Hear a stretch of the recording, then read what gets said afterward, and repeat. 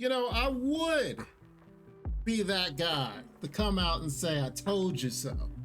But the fact of the matter is, we've been stating for the last several episodes, that Carol is the one to watch out for.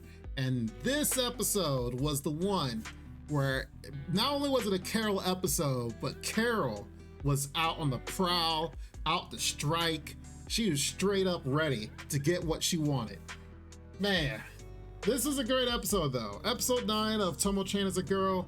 They should have just renamed it, and essentially it's like Carol is a girl. Carol was going after her man Kazuki. And the fact is, there was a lot of jealousy happening in this one. She was jealous of the fact that she heard of what he was doing, hanging out at the dojo and stuff with Tomo, so she gets jealous. So she's like, you know what? Fine then. If I want to make Kaz jealous.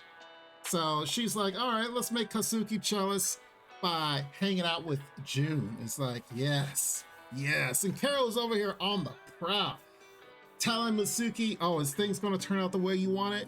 Man, she straight up is attacking June. June's sitting there like, okay, you wanted to hang out, what do you want to do, whatever. And then she's just straight up like, gets on top of him. He's like, oh my God, what in the world's happening? She's just straight up salting him. And he's like, I'm out. Dude ran out straight to Tomo for backup. Like, the man was scared. Carol and Kazuki's relationship does parallel Tomo and June's. And the fact is, Carol had enough of it. She wants to be close to him. She's tired of, and it is funny because every time Kazuki is talking, he literally talks about Tomo in some way. And he doesn't even realize that he's making her jealous by talking about Tomo. He's like, oh, she's just a friend. Okay, cool. And she wasn't having it. This is the expression she keeps having every time. So she was like, I'm done. I've had enough of it. And so she was on the prowl this time. She was out to get it. Like, look at that fear. Look at that fear.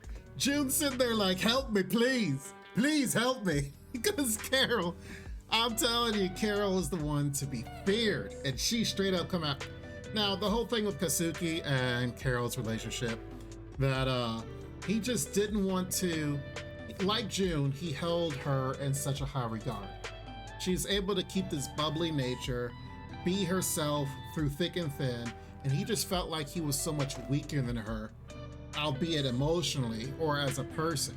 He just felt like that she was just so much of a stronger person, and he wasn't ready to confess to her because, one, he felt that she was stronger than him, and two, he was afraid that what would that next step entail, and how would it, the possibility of her coming to Carol. So granted, yes, but I mean, you should always take that step. I mean, regardless, you can let fear ride you and let fear control you, but the fact is, you can't let it control you forever. Only have it around for a moment, and yes, there is fear, but fear is going to stop you from actually getting a lot of things that you want out of life. Whether or not if it's to propel you to the next stage, or even the fact that if something does happen and things go wrong, learn from it. You can learn for so much mistakes that happen in your life or the lives of others. So just because you're afraid of something to happen, you gotta conquer that fear, because fear is gonna hold you back from the potential that you could actually be. And so even in this episode, when Mizuzu messes with Carol, and that facade that Carol actually has all the time breaks down, it shocks everyone because they've seen her a certain way. But the fact is, she's wearing a mask, and you could tell she's wearing a mask. That's why I've been calling it for these last few episodes. You could tell. And it finally broke down. Like, look at this face. That's the face of a girl. Like, if Carol was like her natural self. That is the face of someone very natural, very hurt. And of course, Suki tells her, it's like, it was a trick. I wanted to see you vulnerable. I wanted to see you be something else.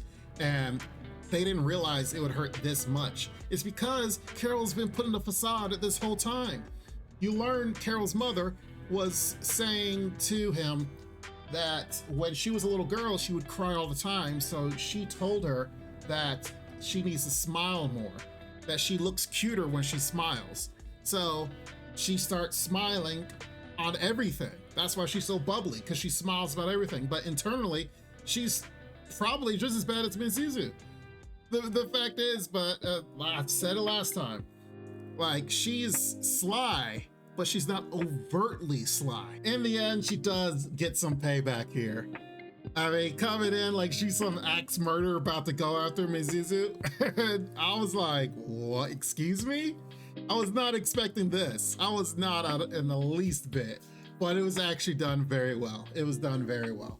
And the fact of the matter is, I love to see what the next few episodes are gonna have, or how they're gonna turn out. I wonder if, since their relationship, Carol and Kasuke, if their relationship deepens, then will Tomo and Jun see that and try to emulate it a little bit? And or even if they don't, like, how will it affect them too much? Because Carol was going around like a wrecking ball, and she tore up some things in that fine china shop that was Jun's. And this man is a wreck now, but he's getting himself together. He's getting himself together. But regardless, great episode. It was amazing. It was funny. It was on point. And we'll see how Carol is in the future. I wonder if she's going to still be a sly. Let me know what you guys think about the episode in the comments below. It was really good, really good. And make sure you guys subscribe. Hit that subscribe button. It's free. It doesn't hurt. And like the video. Let's hit up and actually grow as a channel. And that way you guys can see even more content and more anime reviews coming your way. You take care. Have a good one. I'll see you next time. And bye-bye for now. This ain't what you want, bitch, I'm a fucking phenomenon.